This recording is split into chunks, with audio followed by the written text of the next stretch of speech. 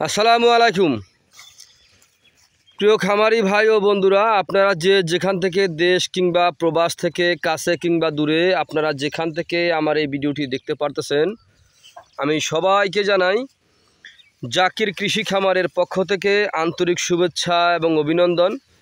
এই যে আমার সামনে যে ঘাসটা আপনারা দেখতে পারতেছেন, এই ঘাসটার নাম হচ্ছে ইন্দোনেশিয়ান স্মার্ট নেপিয়ার ঘাস। এই ঘাসটায় পাতা অনেক বেশি হয়ে থাকে। এই যে দেখেন, আমি একটু দেখানোর চেষ্টা করতেছি আপনাদেরকেই। দেখেন, ঘাসে কিন্তু প্রচুর পরিমাণে পাতা হয়ে আছে। এক একটা ঘাসে পাতা, প্রচুর পরিমাণে পাতা। যে দেখেন কত সুন্দর দেখতে পাতা বিশিষ্ট ঘাস ইন্দোনেশিয়ান স্মার্ট নেপিয়ার ঘাস। তো ইন্দোনেশিয়ান স্মার্ট নেপিয়ার ঘাসে 22 থেকে 25% প্রোটিন রয়েছে।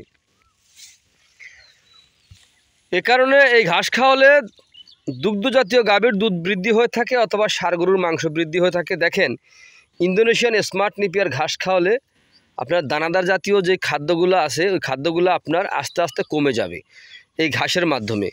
যদি আপনি কম খরচে যদি গরু অথবা ছাগল আপনি পালন করতে পারেন, তাহলেই কিন্তু আপনার খামারে আপনি সফলতা অর্জন করতে পারবেন। দেখেন, গরু কিংবা ছাগল যেটাই হোক না কেন, যদি আপনার কম খরচে পালন করতে চান, তাহলে কিন্তু আগে আপনার ঘাসের যোগান শতভাগ নিশ্চিত করতে হবে।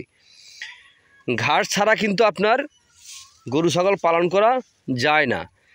দেখা যাচ্ছে আপনার যদি আপনি জমিতে চাষ করে তারপরে ওই ঘাসটা খাওয়ান, এই ঘাসটা কিন্তু আপনার খরচ কম হয় কিন্তু আয়ের দিকটা বেশি হয়।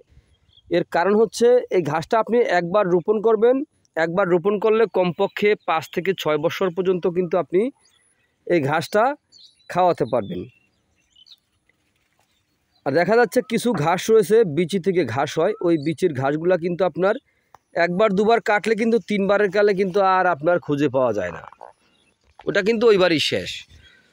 আর এই ইন্দোনেশিয়ান স্মার্ট নেপিয়ার ঘাস, জারাওয়ান ঘাস, তাইওয়ান, গুয়াতিমালা, এই সকল ঘাস কিন্তু আপনার একবার না, 3বার না, 3 বৎসর না, অন্ততপক্ষে 3 দুগুণা 6, এই 6 বছর আপনি খাওয়াবেন। তারপরও আপনার দেখা যাচ্ছে এই ঘাস যেরকম ঘাস সেরকমই থাকে। খালি ঘাস যত কাটবেন ঠিক ততই বেশি হয়। এই ঘাসের নিয়মটি হচ্ছে এরকম। তো প্রিয় বন্ধুরা, আপনার যদি এই ইন্দোনেশিয়ান স্মার্ট নেপিয়ার ঘাস এবং গুয়াতিমালা হাইব্রিড ঘাস, জারাওয়ান, তাইওয়ান, এই সকল ঘাসের যদি আপনারা কাটিং অথবা চারা সংগ্রহ করতে চান, যেমন গুয়াতিমালার ঘাসের চারা, যেটা আমেরিকান গুয়াতিমালা, সেটা ঘাসের চারা পাওয়া যায়।